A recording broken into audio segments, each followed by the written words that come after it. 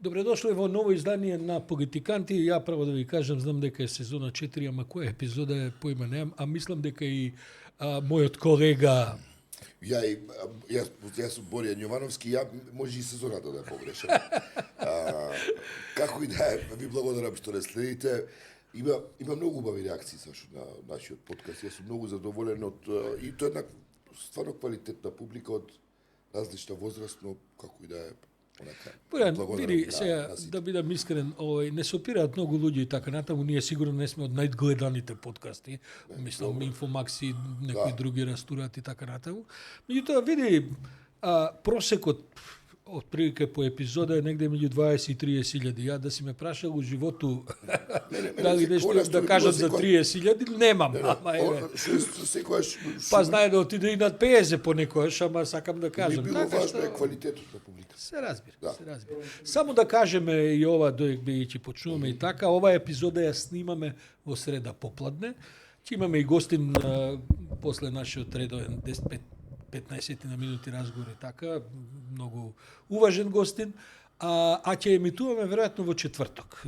Се работи за моја и твоја презафатен со патување вон Македонија, па моравме да ја снимиме во среда, а не оригинално како што одиме во живо во петок.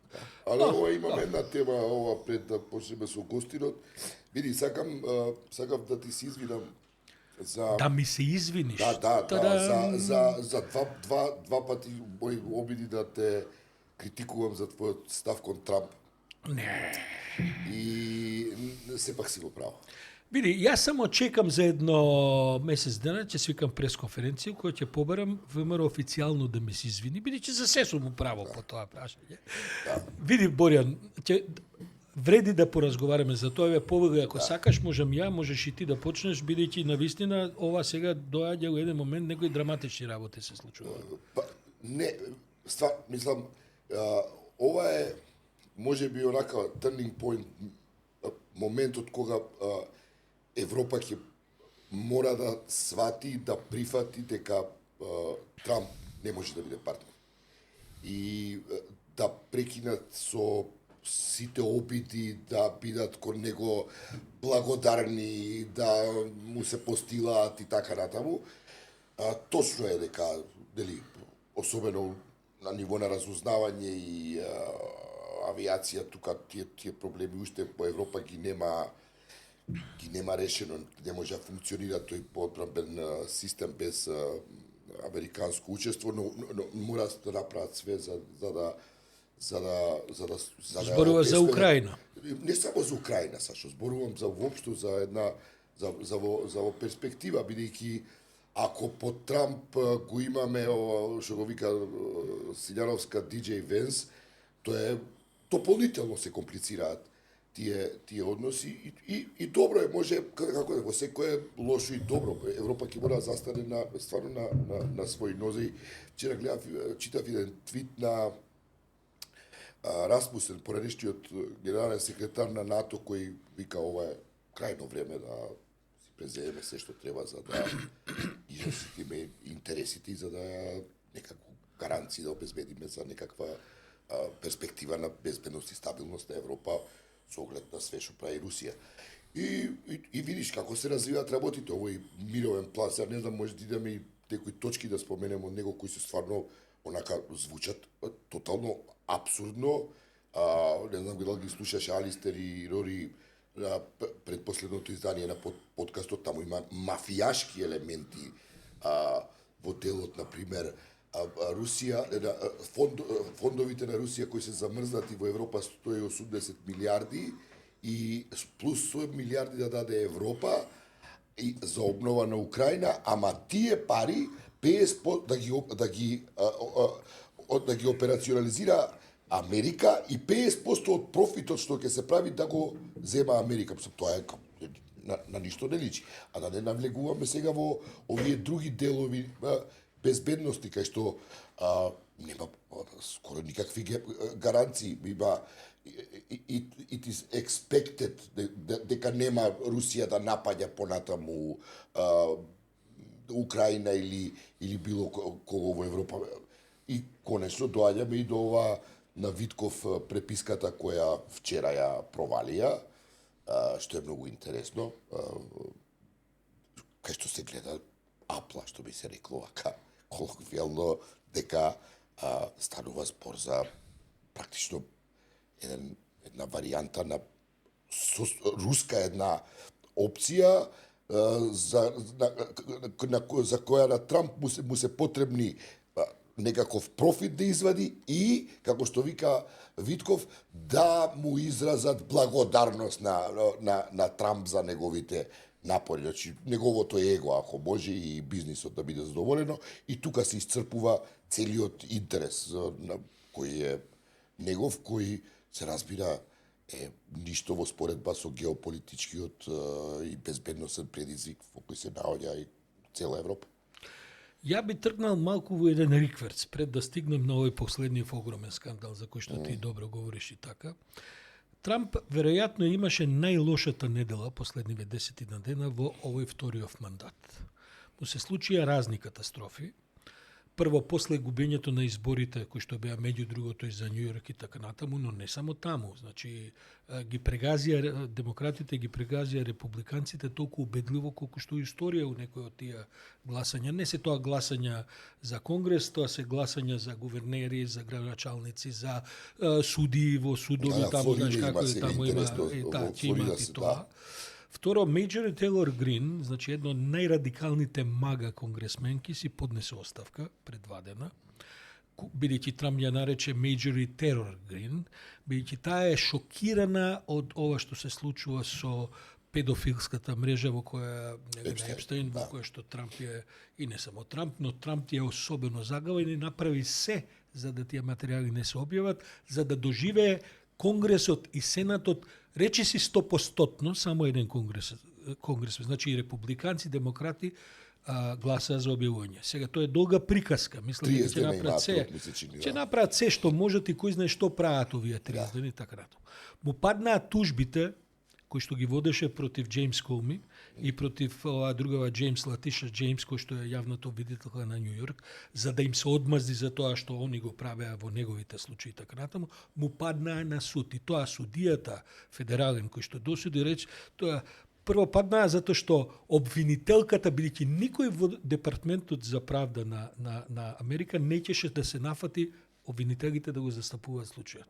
Си поднесува неколкумина оставка, другите немаат, таму е Пим Бонди, неговата, таа е главната обвинителка. Да, и таму се обвинители луѓе. Овој ја стави тогаш својата адвокатка, ја произведе обвинителка, која што му е адвокат, иначе за недвижности. Значи, жената осим што е згодна, меѓутоа видиш, Трамп е окружен со исти тип на згодни жени. Тоа е па друга анализа, тоа се прави барбики, во одреден тип и така натаму, која што во постапката за поставување, бидејќи тие обвинители имат се да не давиме и така натаму, меѓутоа мора да бидат изгласени од Конгресот, едноставно си ја поставија, судијава шокиран, донесе пресуда во која што вика, госпоđо, вие сте као да влегол некој од улица овдека и да застапува обвинителство. Значи немате никаква формална скандал, огромен и така натаму.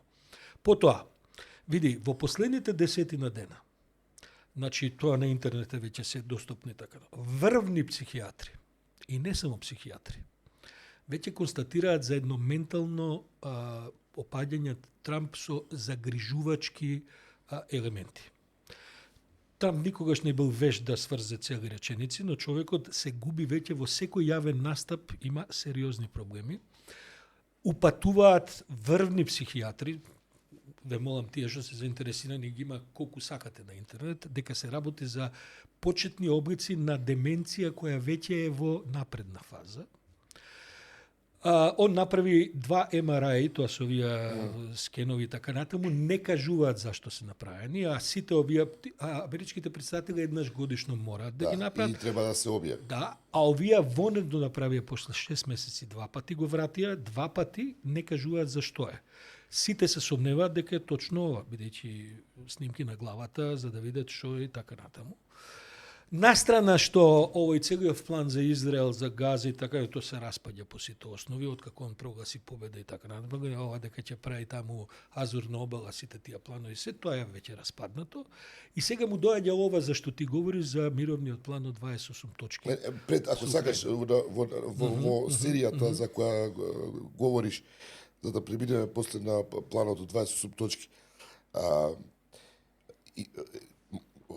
моментално го изложува FBI на силен притисок да отвори случај против 6 демократски конгресмени кои објавија едно видео, ако не знам дали го виде, тоа е главна во кое тема. ја повикуваат војската и припадниците на Тие разузнавачката. шесторицата се сите заедница. бивши офицери, Да, специјалци, една е нација, висок функционер, конгресменка и така.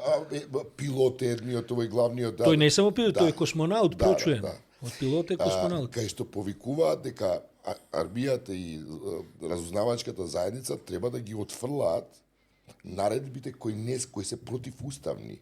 Значи нема ништо спорно во нивната порака. А они алудираат, например, на овие негови екскурзии по Венецуела, кај што лупа бродови без никакво одобрение од било кој орган, друга инстанца во државата, мислам, да. И сега FBI отвара истрага против нив, што е скандал сам по себе, бидејќи тоа за FBI е стварно, мислам, Не е само што FBI отвора истрага. Трамп за нив побара смртна казна. Да. И воен суд, воен суд и сега FBI као треба таа истрага да ја прави, дека зашто кај што изјава која викате одбивајте ги наредбите кои се против уставни и против законски. Не можем да шефот на FBI, овој Пател, кој што иначе подкастер, бивши, овој го произведе во шеф на FBI, затоа што на времето има служено во Special Services овие неколку години и така натаму. Го фатија како го користи службениот авион на FBI за со девојка му да се шета до Флорида, до Лас Вегас и така натаму. Мислам, а он на својот подкаст му извадија против Коми, овој бившиот на FBI директор, точно го критикува заради користењето на FBI авионите. Да. Види, тоа се дури помали скандали, за нив неќем да зборам. Види, Трамп веќе нема јавен настап кој не завршува со еден или друг вид на катастрофа. Тоа е секој ден може да се види, почнува да откажува пресконференции.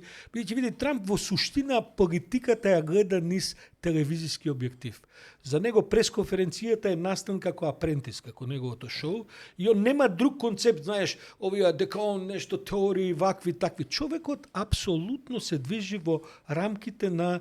И за тоа беше вешт. Види, он направи огромна кариера со таа вештина да се опраќа до јавност. Како председател, види се, на пример, еве од изјавите, до Thanksgiving да се заврши тоа со договорот. Вчера изјавата нормално, од како го фатија со гаќите доле со преписката на Витков со русинот.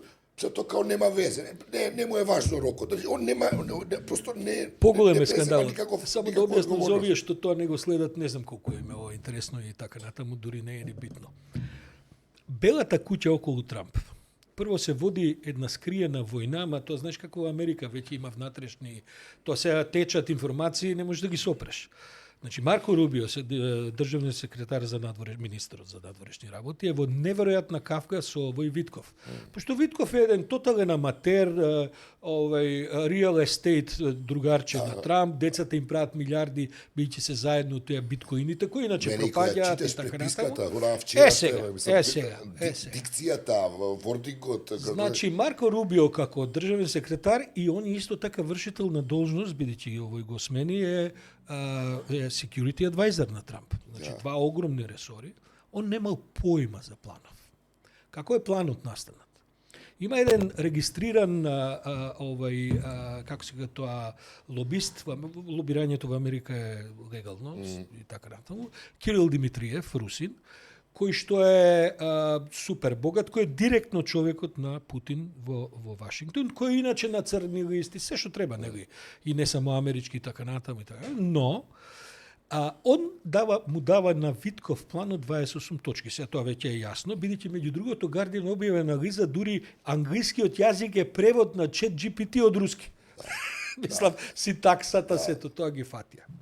Марко Рубио протече преку тројца сенатори кои што беа на една конференција во дека е Торонто, против, не дека е против, дека не немал ни поима дека ова се спрема и така натаму. Сенатори е тројца или четворица свикаа пресконференција у Торонто да кажат дека овој мировен така наречен план од 28 точки е практично руски план.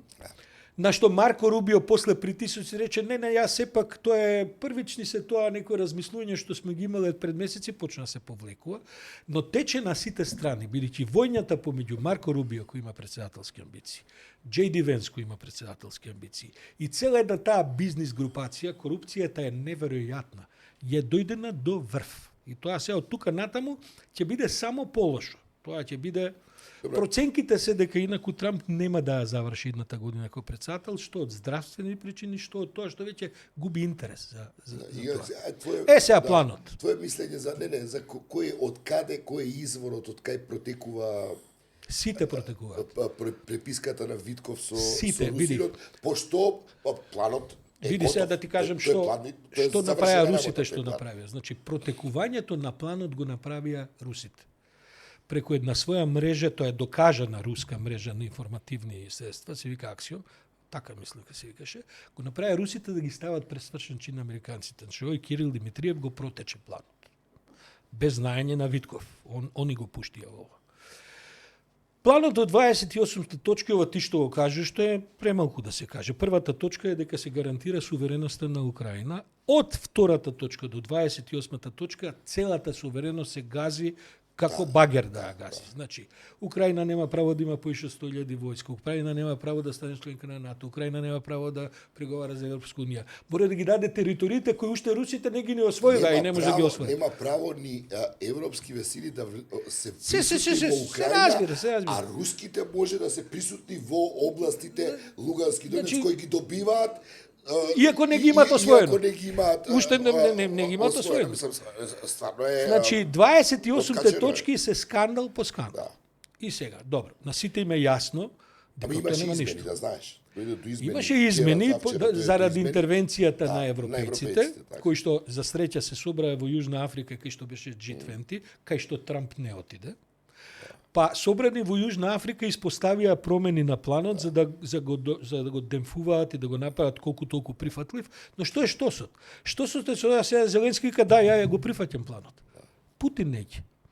Бидејќи види, тоа го збориме, јас го зборам со. Значи дента кога ќе заврши војната во Украина, со некакво примирие, со некаков мир, дури со највалканиот план што го збориме, почнува падот на Путин во Москва. Бидејќи онја упропасти собствената економија, тоа веќе се распаѓа по сите шавови, веќе не можат плати да даваат на државни предпријатија.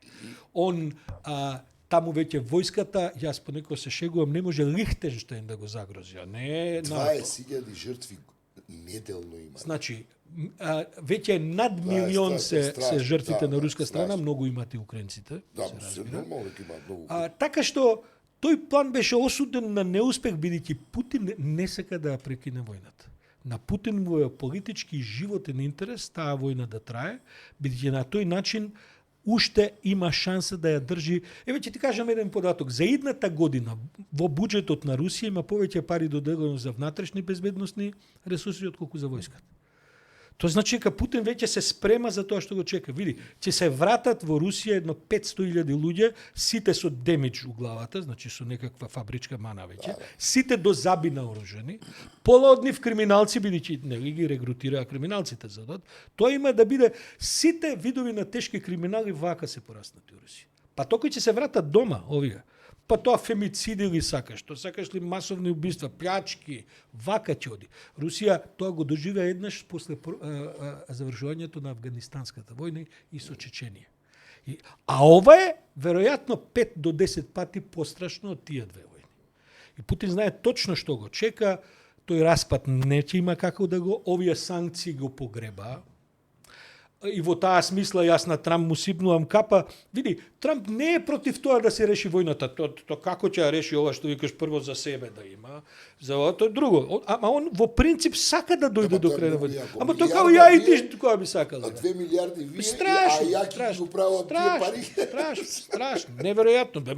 Види, веќе го оценува како мафијашки план. Не ја и ти, во Конгресот го оценува како мафија. Републиканци го оценува како мафијашки. Така што мислам тој план ништо, ама мислев тоа викам како снимаме сега, викам што како ќе се одвива, али после оваа провала со комуникацијата на Витков со русинот, тука нема што и стварно европејците треба да застанат на што се однесува до Европа на своји нозе, да се консолидираат и тука е добрата вест за Македонија.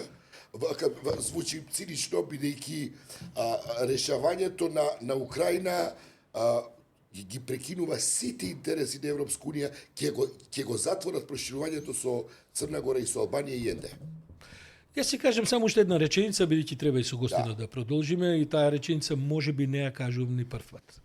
Види, значи Европа апсолутно не да се освестува, него е веќе освестена колку сето тоа. Има луѓе дури во Македонија, и тоа луѓе кои би требало да знаат подобро, кои мислат дека Германија заборавила да произведува оружје и дека Франција и Британија заборавиле да војдат војни. Значи види, јас ти кажувам од сега за 10 години проблемот кој ние како европејци, како Македонија, ако сакаш ќе го имаме како Балта, ќе биде оваа милитаризација на Германија која е во тек.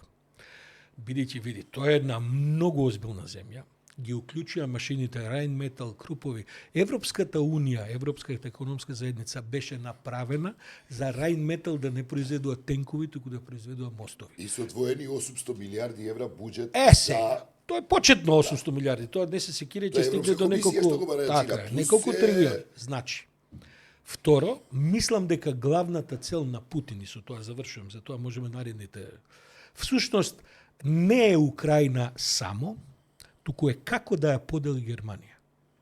Бидејќи ако му успее да го подели германското општество, кај што се во пораз десничари, левичари, тоа е другата операција која ја прави во копродукција со DJ-ов. Значи сите земји да ги подели, но суштината му е да ја подели Германија.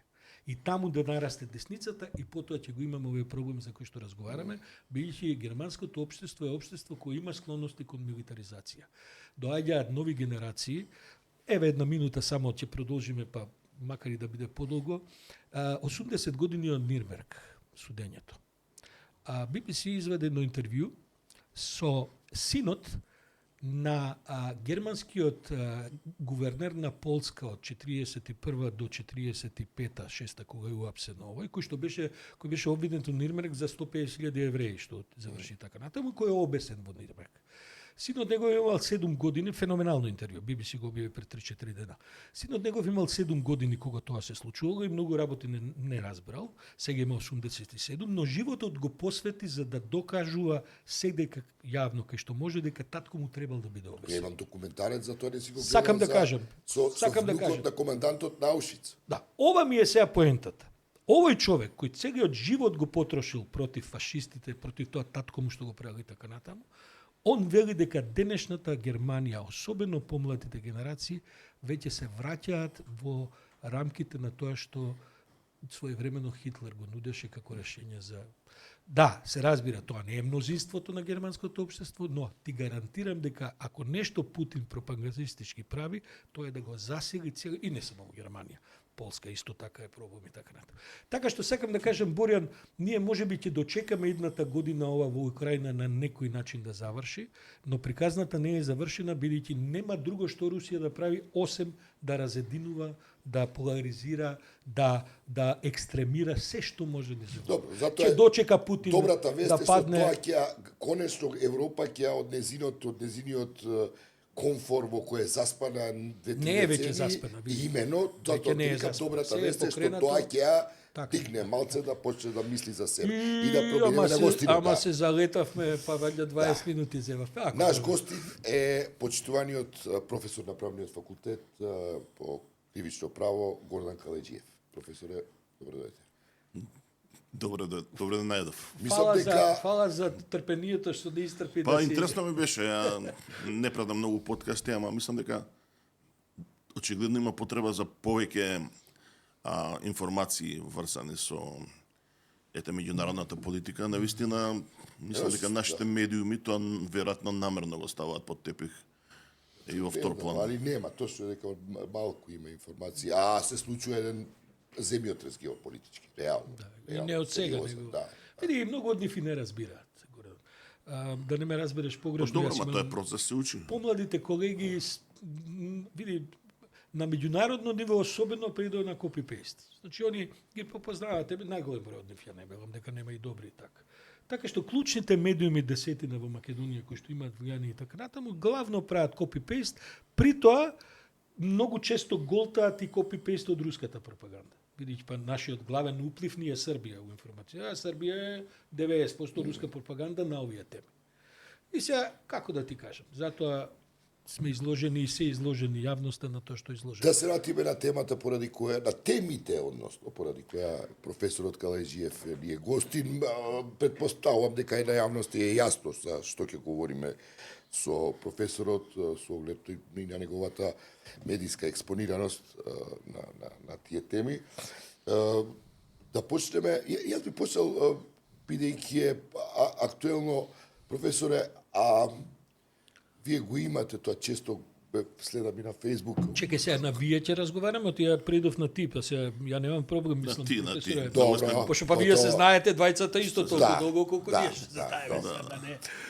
Сепак со должна, Така со е, должен се разбира, респект, да. но со дозвола, да. Кочани, почна судењето. Ти го следеше тој процес на покренувањето на обвинението, доста контроверзи се појавија таму. Јас стварно не можам ни да пофатам што Па ние не сме експерти на крајот на се краиштата. случуваше, но сега имаме обвинение и почна судење. Твоето очекување какво е од тој процес со оглед на твоето познавање на материјата, а и со оглед на тоа што го следиш? Што можам да речам? Па и целата приказка со Кочани е доста интересна и би можела да послужи како анализа за всушност некои пошироки појави или болки на целиот систем. Така што на некој начин практично е огледало за добар дел од проблемите и тие се нижат како идат во хронолошки, го следиме уште од истрагата. Прво се појави проблемот со притворите, непотребни притвори. Тоа покажува меѓу другото дека многу процесни мерки, кои што се инаку сензитивни прашања на човекови права, не се изрекуваат од процесни причини, туку од политички, медиумски. Значи, судството и обвинителството во добар дел покажуваат слабост да им учинат на тој притисок на јавност и на политиката, кој што било проблемот секогаш постоечки, но од кога дојде најнова влада на ВМРО, тие ја изострија таа критика, ги ставија под дополнителен притисок и проблемите што постоја и претходно сега добија изострена форма и некои дори се покажуваат и во перверзија. Мене лично кога на некој начин изразувам ставови некои за тоа што се случува, ме мотивира повеќе да објаснам на пошироката јавност, која очигледно не ги познава проблемите. Сега тоа до коска го видовме на кој низок степен е кога роднините на Загинатите и повредените покажува дека блага поема немаат за улогата на адвокатите, што е во едно модерно општество кој што би сакало да биде како западни демократии е непристојно. Значи, не само јавноста, тој степен на политичка некултура го гледаме од дното, од народот, горе до политичкиот врв. Што сакаме повеќе? Ние кога нашата секојдневно врвот на власта, на извршната власт, не бомбардира со своето непознавање на тоа што значи поделба на власта и правна држава во смисла на она што сме го одбрале како модел од западните демократии. И тој притисок доведува до изопачени представи во јавноста, што всушност се случува. Она со 2% доверба нема врска со реалноста, а се користи како огромен притисок во таа. Ја, ќе доеме до тоа. Ме интересира, очекуваш ли дека ова судење ќе даде и ќе направи некаква реконструкција на тоа што се случи во Кочани, за да се доживее една таква колективна трагедија од тие епски размери, мислам, онака.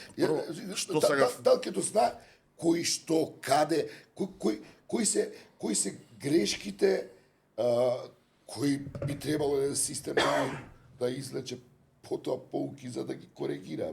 Мислам, продуктивна една ситуација. На страна казните кои би требало да се изречат секако на тие што се виновни. има еден низ на прашања кои што се правно сложени или контроверзни. Например, едно од тие прашања е проблемот со таа верижна наводна одговорност, дали оди толку наназад во теоријата на казненото право и во кривичниот законник на нашата држава. Меѓутоа, она што сакам на почетокот да го кажам е тоа дека ние во моментот проблемите што сме ги имале со независно судство врзано со традиционалните проблеми на притисок и на таа послушност на судството визави извршната власт, сега е доведено до загрижувачки степен, затоа што ние очигледно обвинителството беше под притисок да смисли обвинение кој што ќе биде толку силно да направи простор да се избегне политичката одговорност кај извршната власт.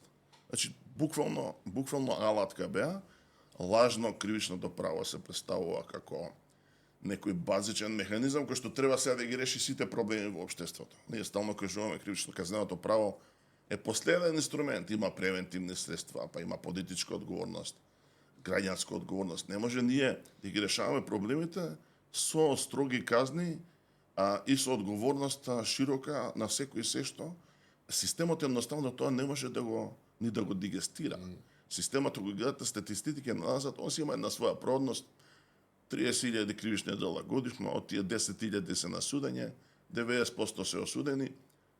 Оди горе-доле, тука се движи, сега, кога има понекогаш како корона, како некои специфични настани, нешто да се менува. Меѓутоа, обвинителството покажува дека не е способно да ја врши својата базична улога на контрола врз полицијата и другите органи што се law enforcement, а судот па уште помалку покажува способност да се издигне на нивото. Првиот голем пропуст беше пропуштањето на фазата на контрола на обвинение.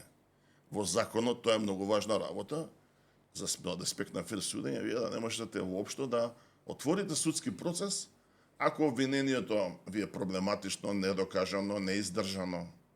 И сега што имавме ние, очигледно сите се сложија на ниво, тоа се разговара главно по кулуари, меѓутоа пробива до јавноста дека правната фела не гледа, не го одобрува пристапот, концептот на обвинителство да се оди со толку широка одговорност и со сите последици. Прво што не е ни законски, ни правично, а второ што ќе направи дополнителни проблеми сега за постапката да се... И мислам дека политиката го користи процесов за дневно политички потреби, како и помалку или повеќе тоа што го разбира во принцип. Да го пододложи проблемот, да го сврти казненото право, исто многу често се користи кога треба да се сврти вниманието од некој настани, кога ќе добиеме некој шамар, кога ќе дојде лош извештај од Европска унија, мислев. Сашо, ако ми дозволиш уште, бидејќи знам, професоре, дека работеше многу на во разни, како експерт си бил консултиран, улогата на полицијата, постапувањата на полицијата и така натаму. Колегите од Инфомакс да објавија едно истражување повикувајќи се на документи кои предпоставувам дека се во обвинителниот акт или прибавени од обвинителството, а не се во обвинителниот акт, во кое јасно се гледа одговорноста на полицијата, која во обвинението како да е изземена. Чекај да бидеме прецизни. Значи, колегите од Инфомакс објавија низа податоци за телефонски разговори, значи тоа се мета податоци, тоа не е содржина на разговорите, туку фреквенцијата на разговорите за време на инцидентот, поапсењата и кога тргна обвинението. И они покажаа навистина еден импресивен список на разнонај кој телефон кого барал, Моментот дека полиција не имала именувајќи ги акција таму за значи не именувајќи ги кои стојат по име и презиме за телефоните, но кои што е лесно да се констатира и се гледа една прегнантна врска помеѓу потенцијалните обвинети, тие што веќе биле во фаза да бидат апсени, со разноразни врвови во полицијата. Ја не можам да знам тоа, Инфомакс веројатно знае дали е тоа, дали оди до најгоре во МВР. Меѓутоа се гледа една прегнантна 10 на 20 разноразни броеви, повици и така натаму, кои што го менаџирале димензијата на обвинителниот, да кажам, веројатно. И без разлика на таму, на тоа, законски полицијата, предпоставувам дека таму требаше да има некаква улога во превенција на тој тип на трагедија, на настани. Па добро, тоа е таа теза која се зборува со месеци. Значи, да бидеме коректни, тој дел допрва се работи. Делот на одговорноста на полицијата за волја на вистина Во посебен случај. во посебен случај пред организиран криминал. Тој дел од истрагите не е завршен. Значи, овој И не може да се одговорноста- прошири оваа обвинение со нови податоци. Таа како е процедуралната постапка? Може ли сега да речеме после 2 недели после отварање на тоа е, ова, да каже обвинителството, сега ние имаме и нови докази уште овие 5 души се вмешани. Или тоа мора да биде посебна постапка? Па, секако ќе има проблеми. Кога има повеќе постапки за еден исти настан, секако ќе има проблеми. Меѓутоа, овие се, да речам, на некој начин, условно речено погрешно поделени. Делумно, бидејќи таму постојат некои групи на одговорност. Значи, една е групата, прво, на одговорност врзана со самиот пожар, кој го предизвикал, кој требало да го спречи, кои се пропустите врзани со конкретното постапување во дадените услови. И тука полицијата очигледно има најголема одговорност и тоа не беше спорно. И тој дел да речам на истраги е и полесен. Меѓутоа, очигледно е дека таму нешто во делот на одговорност и на улогата на полицијата вечерта во наставнот, нешто се крие, нешто се мати, бидејќи уште од првата вечер искочи информацијата дека еден бил натре, починал, па после се покажа дека таму биле присутни повеќе полициски формации. Закажена акција, па таа е одложена. Приказката тука се комплицира веројатно со пробување да се менаџира кој би можел евентуално да се спаси од одговорноста, бидејќи повеќе или помалку е познато што се случувало. И прашање е дали тоа менаџирање воопшто можно да биде успешно, бидејќи се покажува и од претходните работи кога они се обидоа да спасат и дел од одговорноста за своите условно речено кадри, кои што патем требаше можеби да бидат предмет на политичка одговорност, како градоначелниците, претходните министри и слично, па после ги жртвуваа за да се спасат, ја мислам, овие полициски актуелни структури, на овие им пребација кривична одговорност, тука има нешто многу нејасно, ама мислам дека тоа во ваква мала држава, кај што викаш ти во Америка изцурува, мислам дека во нашата држава ќе се. Да. Вториот тип на проблеми се веќе врзани со минатото, односно кои се пропусти што погодуване на тоа пожарот откако веќе настанал, да настане откако веќе настанал да има тешки последици. Значи врзано со противпожарна заштита, објектот како материјали е граден и свето. Главно со тие околности. Имал или немал дозвола и така натаму сите тие. Па и дозволата е уствари само елемент врзан со коректната противпожарна заштита, што патем речено е прашање, ние видовме дека кога стана овој проблем, дека таква заштита нема и во другите дискотеки, па нема ни во училиштата и така натаму. Нема ни во државни институции, веројатно, Не, до за да скандал. видиме дека види сега ова со Аца Лукасова што се случи, на пример. Полицијата реагираше, додуше 2,5 сата од почетокот на концертот, кога видоа дека таму има многу повеќе луѓе од што треба да, значи може, како ти кажам, може, има начини и така се постапи во кавадарци да извесе, значи ако тоа не ми е баш најасно како дое до тоа, но утврдено е дека имало многу повеќе луѓе од што смее да има.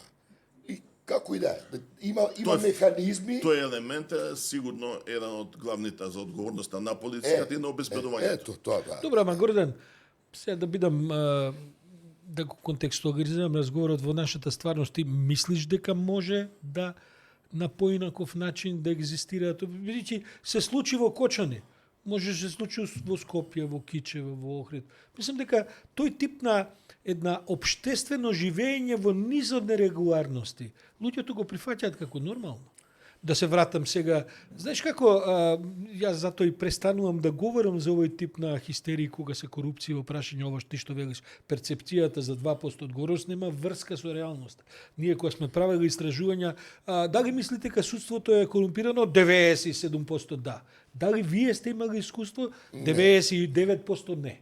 Значи тоа се рекол ми еден човек и па кој излезе политичар како Мицковски кој тоа секој ден ќе ти го збори, перцепцијата се гради дека е. Со други зборови, не работи ли обвинителството можда најдобро што може во една ваква ситуација во која што се наоѓа, за која сите се согласуваат дека се прават разноразни маневри за да се избегне всушност централниот настан, кој е виновен за пожарот и кои се тоа институции, колку души, сега пренасочено е за некој министар што бил 90-2000 години и така натаму. Може ли поинако обвинителството се? Не, и да се надоврзам може и на тоа мислам да дека преминеме и во тие услови во кои работи обвинителството со години наназад. Тоест, Од цел сите склоп, власти стално е буџет, недоволни средства и така натаму. Па дури и со ова што го констатираме дека обвинителството и ти го велиш дека обвинителството се труди да ја замати водата која води кон горните политички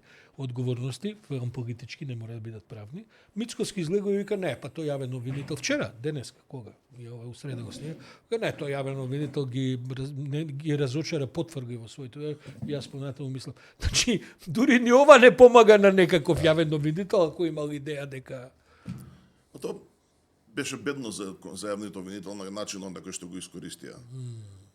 Ја не знам како тој се понадева дека таа шанса што му дадоа ќе се спаси и што воопшто може да добие со пролонгиран мандат, во кој што очигледно беше дека е на краток ланец. Меѓутоа, обвинителството како институција покажува и натаму знаци на тоа дека е на услуга. на услуга на политичките власти. Дека сака да им учини исто кои и судските што се. И многу е интересно што тој не е нов проблем. Значи ние уствари ако збориме за правна држава, еден од главните проблеми со кои што треба да се бориме е тој како да обезбедиме интегритет и функционалност кај овие независни власти визави политиката. И ние традиционално имаме обвинителството ги гони, не враќа кривични пријави, многу малку враќа кривични пријави од полиција. Најголема контроверзно е тоа што најголема арбитрерност, тоа стално го кажувам, има пола од случаите во полиција завршуваат матно со непроцесирање. И сега успеваат на се, а најтранспарентна е зоната која ќе дојде веќе до судење, вие имате освен во повисоки инстанции, и особено не таму каде што има интерес на јавноста. Граѓанското право и спорови се по да речам подложни на можни злоупотреби од коруптивна и слична природа. Меѓутоа, овие во кривичната сфера по кои што ги се на интерес на јавноста, тие редовно уствари трпат влијанија највеќе од политиката, многу малку или некој процент од од друго место. Така што Ама види, Гордан, колку што јас ги памтам, не сум ги погледал последните статистики, ти веројатно ги знаеш. 95% од случаите што ги покренува обвинителство завршуваат позитивно на суд за нив. Како може Тоа сакам да кажам. Значи од 100 случаи, значи обвинителите излегува дека се може и над 95%. Не знам која е последната. Предпоставувам. Судот едноставно се поклонува на се што ќе каже, би требало да биде независно тело кое е на иста страна кон обвинетијето и кон обвинителите. Еднакви се странките. Да. Очигледно и со таа позиција на послушност, они не се до крај срекни, а би биле срекни очигледно тогаш кога они би биле сосема сигурни дека ќе бидат заштитени. И гледате они како ги гледаат. Од што заштитени? Заштитени од мождинно гонење. Значи они сега нивната главна проблем, они чија нивна на обвинителите? Не бе брат. На судиите, на политичарите. На извршната власт. Тоа да сега работи тендери, мендери, слично. Нивниот главен страф е што ќе биде која ќе си одат или кој ќе паднат од власт. Па нема директор на јавна институција кој што не добил кривично по завршување мандатот. Ја мислам дека уште кога го ставаат за директор, особено на поважниве. И така ја сваќаат они реформата. Така ја сваќаат. И викаат, вика, види, да си биде спремен, значи како ќе заврши мандатот, ти си 10 години. Реформата ја сваќаат како персонална реформа, да ги смениме луѓето од СДСМ.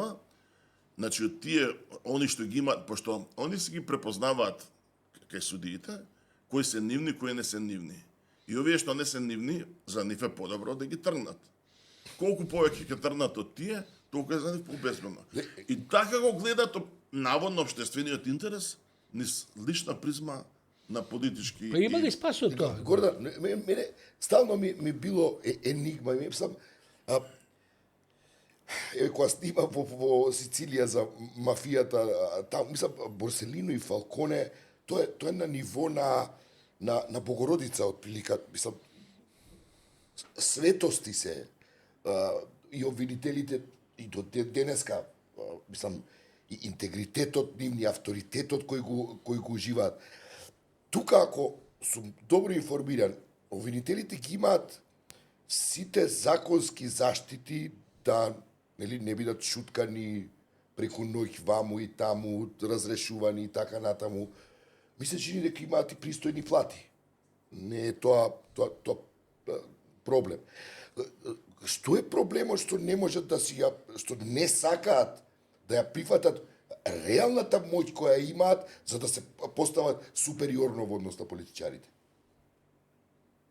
Искрено до крај ја не можам да разберам. Например, за мене беше шок изборот на, кога беше пред некоја година, изборот на последниот обвинител за организиран криминал и поразителен факт дека успеа политичарите да наместат свој човек. Да, и обвинителите гласаа. Во може условно речено демократски систем, самите обвинители. Јас тоа не го сватам, не можам да сватам. И сега човек се прашува што е од надвор. Или што ако овие луѓе они немале конкретен интерес, никој не е изведен да им подели по 2000 евра на обвинителите за да го гласаат. Да не знам како тоа, што се случи. А и Али замисли било 2000 евра да им да не кажат. сработа, тоа како. Било доволно да им кажат. Предпоставувам дека тие проблеми на едно недемократско општество и влијание на тајни служби слично врз правосудни не може да се искоренат во краток временски период, како што ние би сакали, како што гледаме дека не може да заживее западниот концепт на парламентарна демократија, во услови каде што немате и подигнување на ниво на општа култура, професионалност. Разбираш? Значи, ние, ја стално кажам, нашиот главен проблем, ја не го гледам во корупција, ние кога би имале ниво на професионалност кој што имаат германците, Зошто кај германците исто има корупција? Има секој. Ние кога прашувавме, Да. кога беше овој еден од проектите беше токму врзан со тоа како да обезбедиме обвинителите да ги гонат полицајците што правеле тортура и слично. И тогаш го смисливме ова за посебно оделение, од каде што сега сосема непотребно се третира тоа дека тие ги судат сите полицајци пред посебен суд, што не беше уствари ни главната идеја. Главната идеја беше за да не може лесно да се стату фиока.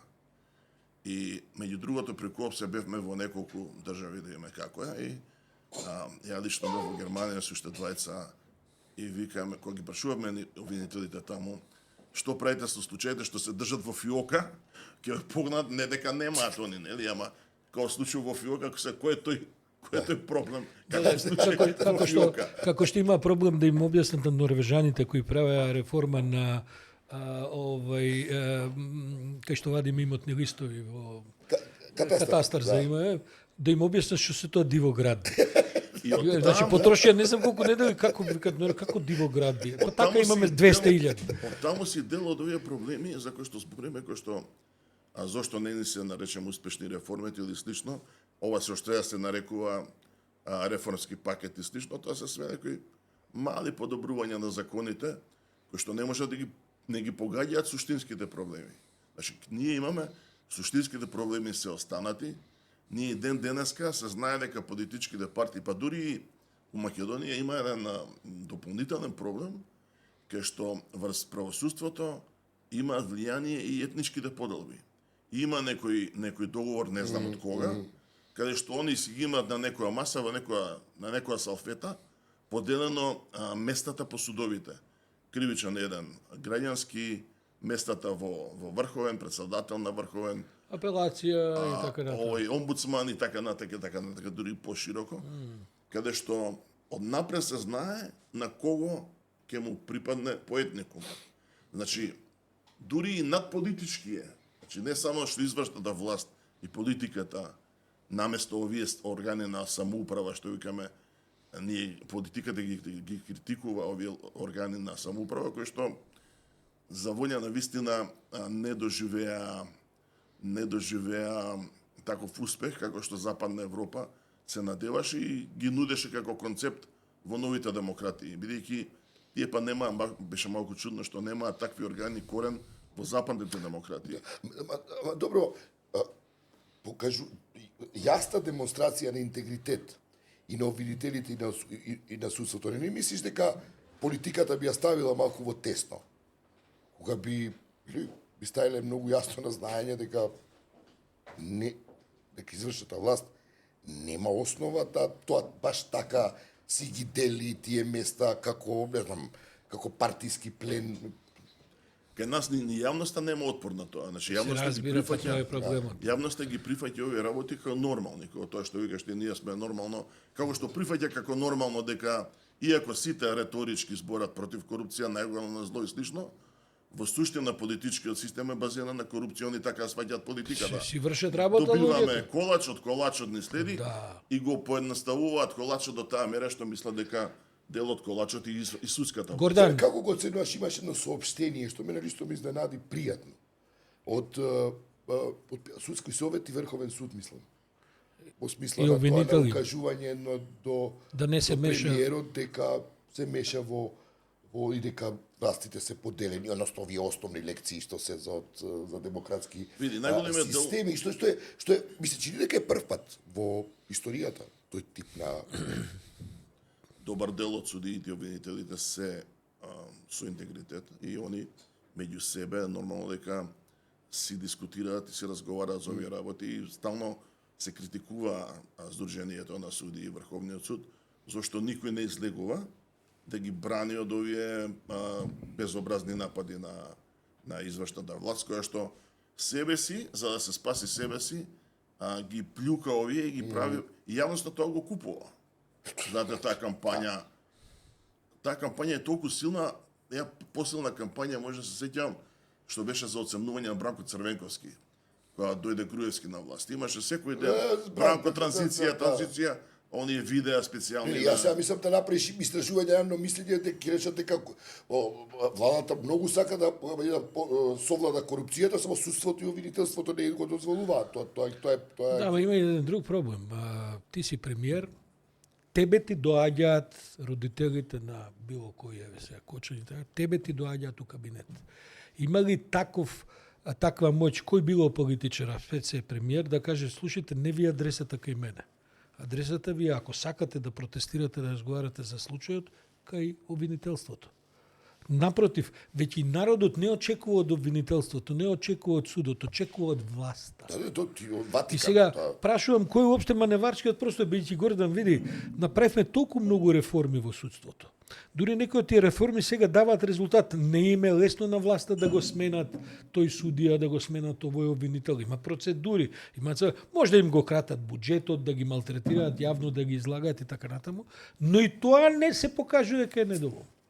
Ја не знам на кој начин, еве се утепавме од борење јас од позиција на новинар. Да обвинителите сами бираат своји шефови, сами бираат своји. Судиите исто така. Еве дојдовме до тоа. И пак истото не дочекува. Дали може да треба америчкиот модел, каде што главните обвинители суди одат на избори, општи избори. Кој има парламентарни избори, се бира и не, јас сега не знам веќе што да мислам, затоа го прашувам. Ако јавното мнение по тоа што читам на Facebook, би било полошо. Да. Затоа што ние објективно сме како народ прилично на ниско културно рамниште и политичко, од аспект на политичка култура или правна култура, ако сакате, кога луѓето немаат базични представи за тоа што е разлика меѓу притвор и затвор, што е презумпција на невиност, зошто адвокатите се потребни за фер барат и убици, во ред, тоа им е работата, бранат. Би бил веројатно тој погрешен чекор. Веројатно има некои чекори што се на кратки стази пожелни, ама не се реални за очекување. Например, најлесно што може власта да придонесе е само да се тргне од судската власт, да ја остави. Наместо да сака да ја реформира, да ја остави, бидејќи тој ја реформира со сила, гледаме како изгледа, а најмалку сакаме да биде да си одат едни, а да дојдат нивни. А гледаме они све поизрешно, кажуваат дека реформата ја сваќаат персонално и ги напаѓаат судиите и обвинителите кои што им се криви, затоа што биле суди и обвинители на СДСМ, а знаеме претходно они си има и своја дел од тоа со причината, така што не се ништо подобри и тука не гледам некоја голема разлика меѓу. Дали не е решение обидот на Заев, од кој потоа се повлече? Се повлече. Беше обвинителот да го бира опозицијата. Да даде 3 предлози, да го бира парламентот, но 3 предлози да ги даде опозицијата. Дали тоа не е едно решение кое што колку толку ќе овозможи барем ова дека обвинителите се на услуга на власта? Од тоа инаку се повлече Заев, се разбира, мислам дека ВМРО нема шанса да донесе таква реформа. Дали можда нешто такво не е еден чекор во права наша? Мене ако ме прашаш, а они сега што сакаат нека зборат, измените на кривичниот закон што ги плюкаат толку многу и што сега сакаат да ги прикажат како вина на едните или на другите, оствари они се обединија и фино лепо си ги изгласа и ги пролонгираат и измени, бидејќи колку подолго, значи они не можат да важат ретроактивно, тоа знаеме, меѓутоа колку подолго почна со работа, толку застаруваат, се поповолни за актуелната власт. Така е. Така што они се имаат заеднички интерес на нефункционалност на правната држава и е навистина бедно или штета, бидејќи ако гледате сега од аспект на реформи што на поширок план би се правеле што се потребни за кон Европа, овие се кажуваат како едни од најбитните и во суштина се многу едноставни ако се сака. Види ова околу изборов, да речеме. Што ако па опозицијата даде тројца и еден од тие се прифати, а потоа извршната власт го прави ова што се прави сега, не им дава пари. И те молам да искористиме што е муабетов со бидејќи Мицковски сега тоа го сведува, еден судија таму има 3000 евра председател на суд, ово има толку плата, а што значи тоа законски, како би требало да функционира тоа буџетирање на судството и на обвинителството? Значи не е И спорно. што се подразбира тоа? Воопшто не е спорно дека висината на нивните плати се своевидна гаранција од корупција. Добре, окей, и така нема да, да треба да крадат така за е. базични потреби, бидејќи Не може да биде 500 евра плата најчесто судија. крадат кога се притиснати.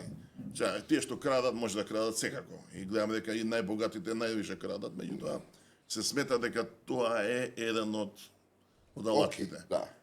Важна алатка е тоа дека не зависи од буџетот за потребите на обвинителството и на судот, да не зависи од изведнашна власт, и за тоа ја не знам како примерот дава не дава кога е тоа законска материја. Именно, да. И е исто замислено како важно за независноста, бидејќи она обезбедува тие да имаат навистина задоволителни капацитети, технички и кадровски, за да работат. И сега сте виделе вие да власта да го споменува проблемот за проблемите на кои што плаче самото обвинителство, дека немаат стручни, дека немаат коли, дека немаат хартија, дека би сакале да впрочем и она што беше дел од реформите, нека до крај МВР. МВР се бори да го задржи монополот на истраги, да, затоа за да што ги тој им дава истражителите сила, да. а го поддржува извршната власт, бидејќи он има директна контрола поголема, Да. колку и да се овие послушни, А обвинителство без истражители, колку и да се обвинителите послушни, зашто они ги плюкаат, обвинителите им се многу потешки за пристап, да не се лажеме. Се разбира. Значи они преку МВР можат што сакаат, Преку обвинителство е малку потешко. Колку и да се овие послушни, Да. они имаат една ниво на интегритет личен, на образование, на еден почит кон законот, што може, што не може. Не викам дека не може се нешто да има помине. впечаток дека со нови генерации таа култура, тој интегритет расте сепак. И Да, за тоа е во- многу важно. мислам. Истражните центри на обвинителството беа меѓу другите многу важни за токму за корупцијата, бидејќи да не одите вие преку МВР, затоа што преку МВР веднаш ќе се дознае све, не може да се организира да речем успешна акција, бидејќи веднаш протекуваат Закажано информации. апсење 8 вечер, у 6 што треба да биде апсен. проблеми со собирање на веќе докази и така натака. И затоа беше многу важно овие да имаат некоја истражен базичен капацитет при себе и за овој тип на истраги. Прво за генерално за сите случаи да не треба за се да одат со писмено или преку телефон од МВР, него за базични податоци да имаат асистенција во што се вика во својата канцеларија. In-house. Модел го преземавме од Италија и кој што во Италија се слушаше како екстремно успешен. Сега има еден нов обид низ обвинителството, наводно по сугестија на американците, да се отстапи од овој концепт за активно обвинителство и наводно обвинителството воопшто немало обуки за тоа бла-бла и да се врати назад мокта во полицијата на старите гранки. Значи ние се обидуваме со таа транзиција полека и полека да одиме во оваа насока, бидејќи сепак поголем гарант за законитост е обвинителот, и второ, у крајна линија, обвинителот е тој што е единствено овластен да гони или не. Во ситуација каде што он би зависел од полицијата, како што беше во минатото, тука фактичкиот обвинител станува полицијата. Да. И А он како обвинител што и ги да сегашниот сака, обвинител за Кочани вели дека целата истрага се темели врз МВР. Дека они Па немаат, они он излезе јавно со изјава ден дека денеска за жал искачаат посебно и државниот обвинител со такви изјави дека чекале од МВР вамо таму, нема што они да чекаат, они им даваат наредби и овие мора да ги послушаат, тука нема никаков збор. Каков е нивниот процесен сооднос меѓу нив. Полицијата се разбере секако сака да биде господар колку е можно понезависен. Таа борба не е само тука. сегде, да. Во Германија доскоро законот ги викаше овие криминалистичката полиција ги викаше Ermittlungsbeamte der Staatsanwaltschaft. Сега они уствари ги викаа Hilfsbeamten, значи помошници. А сега вратија назад чекор, да бидат ерминтло смеатани, демек независни, таа борба за моќ не е само тука. А целиот процес на таа борба и во обвинителството имаме сериозни проблеми на она што во литературата се нарекува иерархиски дуализам. Процес на обвинителство, полицијата е зависна од обвинителот и слуша негови наредби, а суштински, кадровски и секако и кариерно е зависен од шефовите внатре. И они имаат тој проблем на двојна хиерархија. Добро, да прашам за кој е твоето читање на извештајот на Европската комисија за правосудиоци, обвинителството и судството? Кој е твојот коментар? Ја лично го разбирам како шамар на извршната власт, дека целата работа со реформите, како што она ја разбира, е на погрешни основи.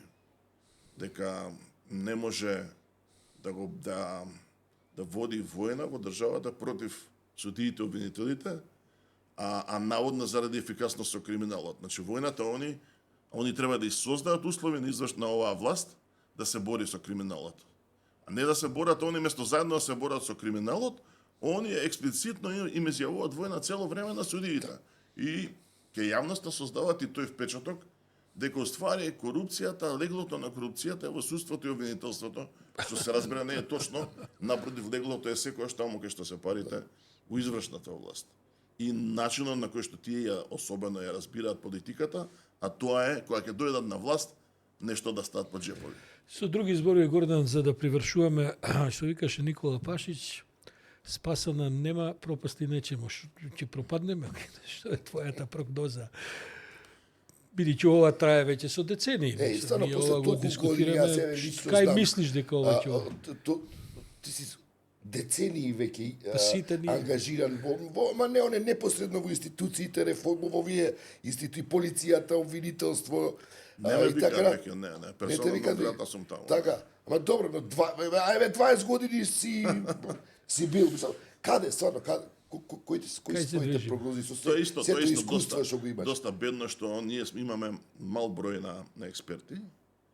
Тој мал на експерти они го гледаат низ призма на тоа дали им се пријателски или непријателски, наместо секако да ги искористат ако имаат проблем да во насока да се помогне да се реши проблемот. Очигледно ова лекцијата што дојде со извештајот ја не ја разбра и очигледно не ја уват и натаму ја не знам како не ги интересира, ја разбра, не ги интересира. Тоа е друг разговор. Дека ќе продолжат со таа кадровска реформа, а напротив, ја мислам дека првиот чекор беше да ги трнат рацете од, да не речам чизмата, од власта, да обезбедат на вистина независен обвинител да дојде на власт.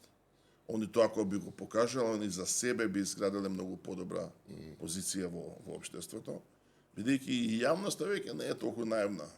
Малку ги презира овие ефтини трикови. Добро, значи има оптимизам некој кај тебе, дека се зреат работите со текот на времето. Па ја мислам дека зреат во смисла на тоа што јавноста препознава дека ова е погрешен пат. А они самите не препознаваат и упорно малку со глава низ зид одат и тоа не е само во оваа сфера, гледаме тоа во сферата со евроинтеграциите, оваа приказка дека ќе ја предомислиме Европа да го смениме договорот за врзан со промените на уставот, тоа едноставно нема да може, кој што знаеме и е нереален пат. Меѓутоа очигледно сега е тука прашање што на вистина они сакаат, кои се на нивните вистински намери, дали уопште се загрижени за унапредување на правната држава, за асоцијации кон Европа или се заинтересирани само што е можно подолго да цицаат. Ова втората одба, да ти кажа. Та нема дилеми у јавноста. Ова втората е. Сашо, песимистот, имаме цинике поише од Глогушевски. Чекај да ти види, еден многу добар текст на Ирена Цветковиќ излезе пред некој ден, го прочитав. Да, одлично, да, точно. Во кој што, ова што викаш циник, ова апатија и така натаму, тоа у теоријата ние го знаеме, дека е всушност поттикнато од власта, дека така се владее. Се држи јавноста во апатија, во цинизам и ти владееш со тоа. Мислам вака го кажам попатно. И да завршам попатно, не знам Гордан дали ќе се сети, ама 2000-та година, или 2001, заедно седевме на покана на Доста Димовска во една група за реформа на тајните служби. Таа приказка заврши бидејќи почна кризата 2001, па таа група и така натаму. Меѓутоа тогаш уште имаше во ВМРО капацитет, значи една Доста Димовска, со која ние една инаку многу паметна жена, образована и така натаму, политички не сме се согласували. Замисли, Гордан, не знам дали памтиш, да не ние бевме двајцата цивили единствени во таа група заради некаква транспарентност. Беше Звонко Јанкуловски. Беше Звонко Јанковски, имаш право, се извинувам, така е. Ти сега да очекуваш Мицко или кој е шефов на тајните служби направи група која Калајджиев ќе го појавува шанси, никакви. Мислам дека на оваа light note што викаат. Гордан, благодарам многу, мислам, ти си релативно често во јавноста, но секојаш си инспиративен соговорник, бидејќи стварно се овие проблеми траат со децени и Па добро да се повторуваат и дека мислам. Ова е повеќе за јавноста едно школување, да кажем, отколку што можда ние нешто би разрешили така. Јас искрено се обидувам да ги поттикнувам моите колеги исто да се појавуваат почесто. Мислам дека е одговорност на универзитетските професори со знаењето што го имаат и условно речено можноста на влијание брзо Добре, и Сартровата дефиниција на интелектуалец е тоа да биде некој коректор на власта. Мене ми е малку непристојно кога сега искача дека јас многу луѓе го сваќаат тоа дека јас бидејќи само јас или малку се тие што се преуват, не сум само јас, малкумина се преуват и го сваќаат сега дека таа мала група во која што би бил јас, се само промовираме. А ние уствари сакаме само да ја пополниме. Инаку ние во овој подкаст викаме луѓе со кои сметаме дека имаме што да разговараме и имаме што да научиме да разговараме, така што не си човек кој се само промовира, па затоа сте. Иако викаме овие другиве, еве со Бранко Цвренковски сме у финале на договорот. Ја ти кажав тоа, само што не е, а и со овие од ВМРО со кои сите викаат да, како не е, со претседателката. Да. Само што не е. Ви благодариме на вниманието и се гледаме следната недела, се надеваме повторно со занимив разговор и со гостин во студиото. Поздрав и од мене.